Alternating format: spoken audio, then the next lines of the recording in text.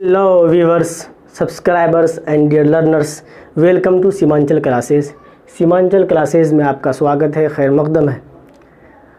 Last video में हमने पढ़ा प्रॉपर नाउन को, उनके कंसेप्ट को और फैक्ट को जाना। आज हम पढ़ेंगे कॉमन नाउन। कॉमन नाउन पढ़ने से पहले हम जानेंगे कि पार्ट्स ऑफ स्पीच कितने हैं। मेरे एक व्यूवर ने मुझसे कहा था कि पार्ट्स ऑफ स्पीच कितने हैं और कौन कौन से हैं, वो बता देंगे। तो आज हम जानेंगे कि पार्ट्स ऑफ स्पीच कितने हैं और कौन कौन से हैं, क्या इनका नाम है। तो चलिए जानते हैं।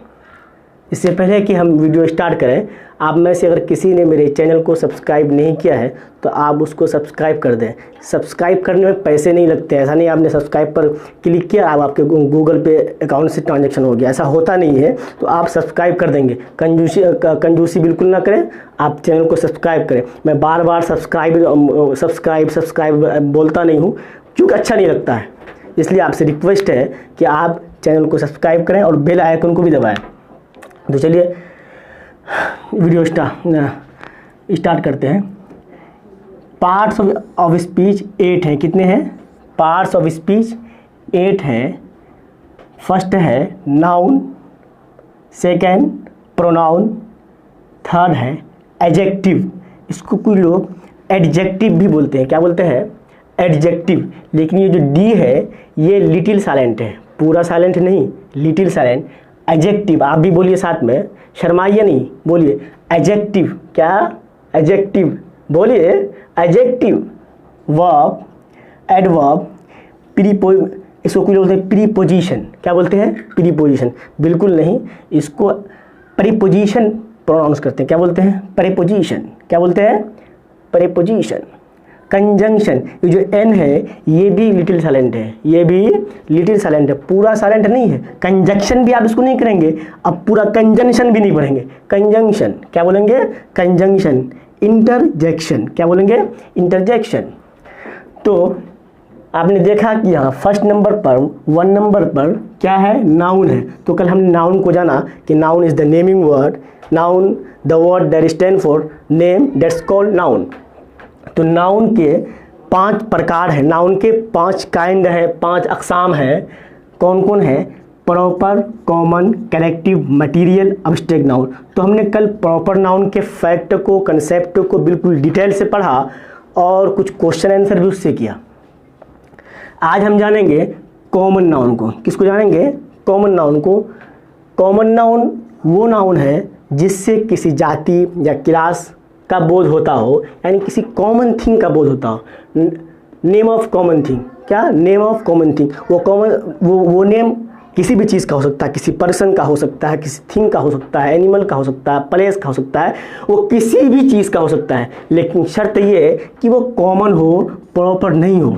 इसका दूसरा डेफिनेशन मैंने लिखा है, विच denotes a common person, place और थिंग। जो कॉमन पर्सन, प्लेस, थिंग को बताए उसी को कॉमन नाउन कहते हैं। क्या कहते हैं? Common noun. एग्जाम्पल लीजिए। अब कॉमन पर्सन का एग्जाम्पल ले लेते हैं। बॉय। क्या है ये? बॉय। बॉय एक पर्सन है, लेकिन जब मैंने बॉय कहा तो क्या आपको ये बोध हो रहा है, ये समझ में आ रही है कि कौन सा बॉय? बॉय जब मैंने कहा तो बॉय के पूरे जाति का बोध हो रहा है। बॉय से मुराद तमाम बॉय, ये पूरे जाति का बोध हो रहा है। तो डेट्स कॉमन नाउन। क्या है ये? Common noun. अब प्लेस, प्लेस मैंने कहा दिया विलेज। क्या कहा? विलेज। अब जब मैंने विलेज कहा तो विलेज से पूरे विलेज का बोध होता है, एक किसी प्रॉपर विलेज का बोध नहीं होता है। अब थिंग, क्या है ये? थिंग है। अगर हम थिंग कह दें बुक, क्या है ये? बुक। क्या इससे बोध होता है कि ये मैथमेटिक्स बुक है, फिजिक्स बुक है? नहीं होता है ना। तो वही है कॉमन नाउन। वो नाउन है जिससे किसी जाति, कास्ट का बोध होता है, किसी क्लास का बोध होता है, वही क्या है? कॉमन नाउन है। कॉमन नाउन का एक रूल ये है, rule number 1, a common noun is free to be singular और प्लूरल। कॉमन नाउन अपने आप में आज़ाद है कि वो सिंगुलर भी हो सकता है कि प्लूरल भी हो सकता है। फॉर एग्जांपल बॉय सिंगुलर है, इसको हम प्लूरल कर सकते हैं एस लगा करके, प्लूरल हो गया। तो कॉमन नाउन फ्री है प्लूरल और सिंगुलर होने में। आप लिख सकते हैं a common noun is free to be singular और प्लूरल। एक कॉमन नाउन सिंगुलर और प्लूरल हो सकता है। याद रहे, जब ये सिंगुलर होगा तो मैंने कल ही बताया था कि कॉमन नाउन अनकाउंटेबल के श्रेणी में है और अनकाउंटेबल नाउन प्लूरल काउंटेबल के श्रेणी में है। आप जानते हैं जो काउंटेबल के श्रेणी में होता है वो सिंगुलर और प्लूरल हो सकता है, वो एक भी हो सकता है, एक से अधिक भी हो सकता है। तो कॉमन नाउन आपने कल ही पढ़ा था कि ये काउंटेबल के श्रेणी में है और काउंटेबल किसे कहते हैं, जिसकी गणना की जा सके। तो ये एक सिंगुलर और प्लूरल दोनों हो सकता है। एक कॉमन नाउन एक भी हो सकता है, एक से अधिक भी हो सकता है। बुक है तो बुक्स भी हो सकता है, विलेज भी हो सकता है, बॉयज भी हो सकता है। इसका दूसरा फैक्ट ये है, ये फैक्ट आप लिख लेंगे। when a common noun is used as a singular it takes article। जब कोई कॉमन नाउन को हम सिंगुलर यूज करते हैं तो उससे पहले आर्टिकल का प्रयोग होता है। अब आर्टिकल 3 है, ये हम डिटेल्स जब आर्टिकल चैप्टर पढ़ेंगे तो उसमें पढ़ेंगे। और कब कौन सा आर्टिकल का प्रयोग होता है ये आज ही पढ़ेंगे। when a common noun is used as a singular it takes singular verb। तो ये आप जानते हैं, मैंने कल ही बताया था, it takes article। जब किसी कॉमन नाउन को हम सिंगुलर यूज करते हैं तो इससे पहले आर्टिकल का प्रयोग होता है। इसका थर्ड रूल है,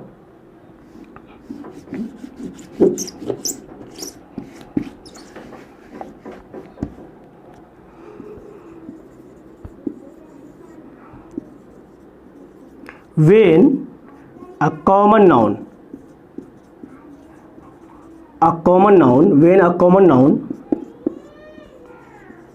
is used as plural no article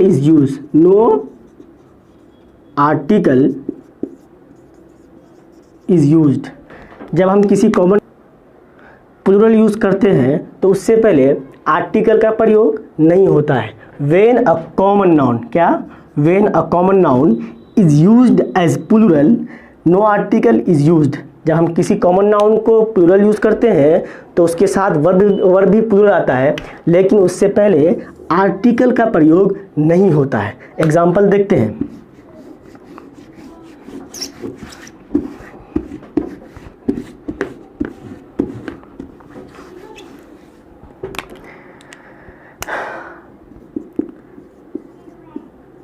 I am a boy, you are a girl। आपने देखा कि ये बॉय जो है, ये बॉय क्या है, कॉमन नाउन है और यहाँ सिंगुलर यूज हुआ है। तो इससे पहले आर्टिकल आया ना, आर्टिकल ए आया और वर्ब भी सिंगुलर आया। इस तरह से ही इज़ अ टीचर, वो एक टीचर है। आपने देखा कि टीचर क्या है, कॉमन नाउन है। इससे पहले क्या आया, आर्टिकल आया और वर्ब भी कौन सा आया, सिंगुलर वर्ब आया।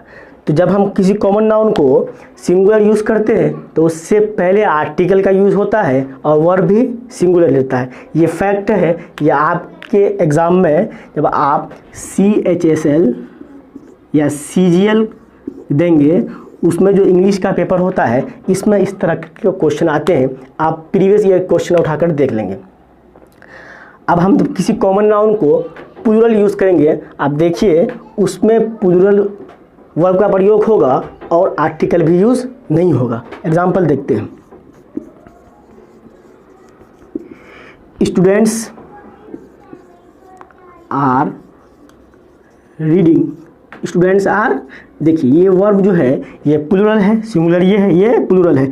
स्टूडेंट क्या है, स्टूडेंट कॉमन नाउन है और प्लूरल है। जब ये प्लूरल है तो इसके साथ वर्ब कौन आया, प्लूरल वर्ब आया, लेकिन इससे पहले आर्टिकल का यूज़ नहीं हुआ। तो याद रहे, जब कोई कॉमन नाउन सिंगुलर यूज़ होगा तो उससे पहले आर्टिकल का प्रयोग करेंगे और वर्ब भी सिंगुलर लगेगा। जब किसी कॉमन नाउन को एज अ प्लूरल यूज़ करेंगे तो उससे पहले आर्टिकल नहीं आएगा और वर्ब भी प्लूरल आएगा। अब हम जानेंगे कि कहाँ आर्टिकल द का प्रयोग करेंगे और कहाँ आर्टिकल ए का प्रयोग करेंगे। ये कन्फ्यूज़न बहुत सारे स्टूडेंट को होता है कि कहाँ आर्टिकल द लगाएंगे और कहाँ आर्टिकल ए लगाएंगे।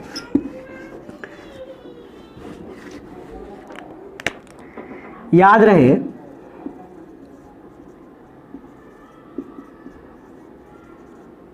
जब common noun as a subject use हो तो आर्टिकल द बेस्ट है लगाना, बेटर है, और आर्टिकल ए एन भी लगा देंगे तो भी सही होगा, गलत नहीं होगा, लेकिन इसको ज़्यादा प्रीफर करते हैं। इस तरह जब एक कॉमन नाउन ऑब्जेक्ट के रूप में इस्तेमाल हो तो ए एन ये ज़्यादा बेहतर है, और द ये भी अगर लगा देंगे ये भी चलेगा, लेकिन ये ज़्यादा बेहतर है, इसको ज़्यादा प्रीफर करते हैं। एग्जांपल देखते हैं।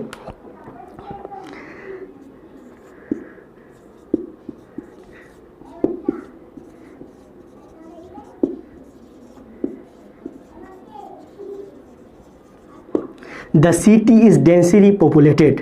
आपने देखा कि सिटी क्या है, कॉमन नाउन है, लेकिन यहाँ एज अ सब्जेक्ट यूज हुआ है तो इसका आगे क्या लगा है, द लगा है। अब देखिए,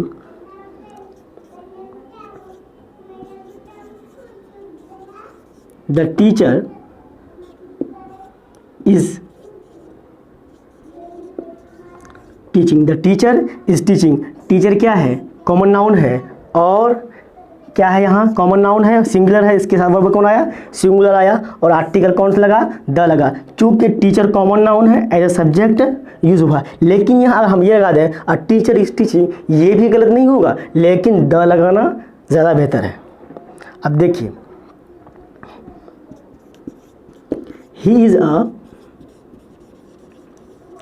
स्टूडेंट। यहाँ स्टूडेंट क्या है, कॉमन नाउन है, सिंगुलर है, इसलिए इससे पहले आर्टिकल आया, लेकिन ही इज़ द स्टूडेंट करेंगे तो भी सही होगा, लेकिन ही इज़ अ स्टूडेंट करना ज़्यादा बेहतर है, क्योंकि यहाँ पे स्टूडेंट ऑब्जेक्ट के रूप में इस्तेमाल हुआ है। कैसा इस्तेमाल हुआ है, ऑब्जेक्ट का स्थान पर, ऑब्जेक्ट की हैसियत से इसका जो पोजीशन है वो ऑब्जेक्ट का पोजीशन है। इसलिए आपने अभी जाना, जब एक कॉमन नाउन ऑब्जेक्ट के स्थान पर, ऑब्जेक्ट की हैसियत से, ऑब्जेक्ट के पोजीशन से यूज़ हो, तो उससे पहले आर्टिकल ए लगाना ज़्यादा बेहतर है। आर्टिकल द भी लगाएंगे तो गलत नहीं होगा।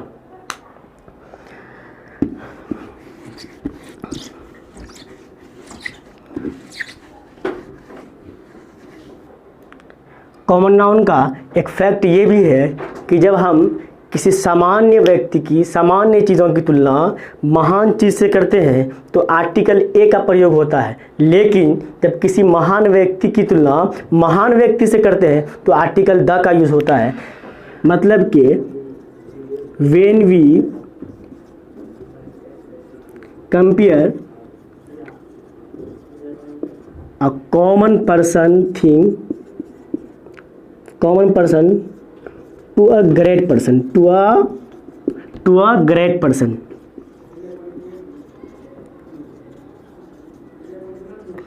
Article a is used, article a is used, article a is used. यानी कि जब हम एक कॉमन पर्सन की तुलना किसी महान पर्सन से करते हैं, कॉमन पर्सन की तुलना महान पर्सन से करते हैं, तो वहाँ पे आर्टिकल ए का प्रयोग होता है। एग्जाम्पल देखिएगा, she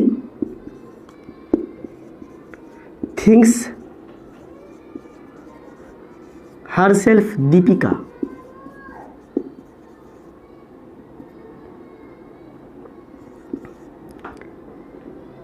she thinks herself Deepika, वो अपने आप को दीपिका समझती है। तो यहाँ पे दीपिका से पहले क्या लगाएंगे, आर्टिकल ए लगाएंगे। आपने पढ़ा जब एक कॉमन पर्सन की तुलना हम एक ग्रेट पर्सन से करते हैं, एक महान चीज़ से करते हैं, तो आर्टिकल ए का प्रयोग होता है। ये सी जो है ये बिल्कुल कॉमन है, और दीपिका कौन नहीं जानता है कि ये ग्रेट पर्सन है।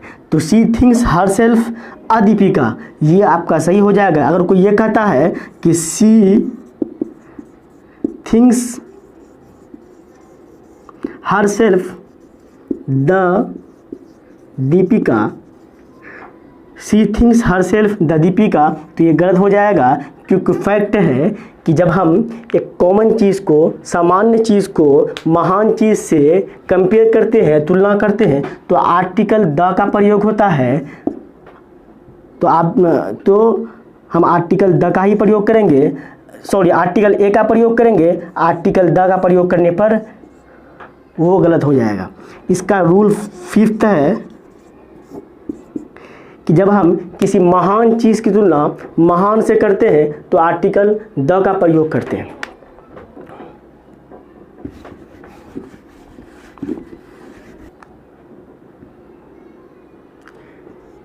When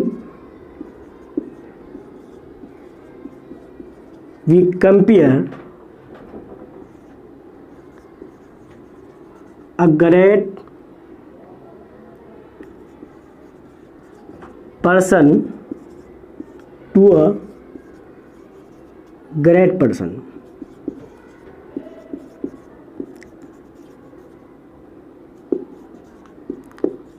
article the is used. यानी कि जब हम किसी महान व्यक्ति की तुलना किसी महान व्यक्ति से करते हैं तो वहाँ पे आर्टिकल द का यूज़ होता है। जब हम किसी सामान्य व्यक्ति की तुलना महान व्यक्ति से करते हैं तो आर्टिकल ए का यूज़ होता है। अब एग्जांपल देखिए, Donald Trump,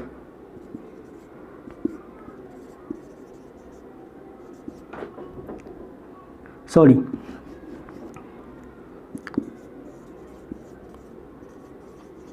Narendra Modi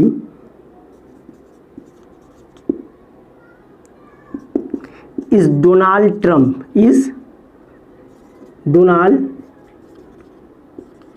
Trump of our